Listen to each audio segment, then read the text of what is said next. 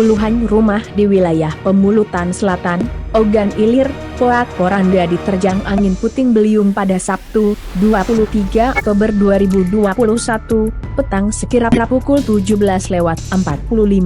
Informasi yang dihimpun di lapangan, sebanyak 25 rumah warga rusak tersebar di 3 desa. Tim dari TNI dan Polri saat ini sedang membantu warga menghimpun barang berharga di rumah yang rusak. Ada 3 desa di Pemulutan Selatan yang terdampak angin puting beliung. Desa Sungai Lebung, Harimau Tandang dan Maju Jaya, kata Kapolres Ogan Ilir AKBP Yusantio Sandi, melalui Kapolsek Pemulutan Ibtu Iklil Alanwari, Minggu, 24 Oktober 2021. Desa paling banyak terdampak angin puting beliung yakni di Sungai Lebung.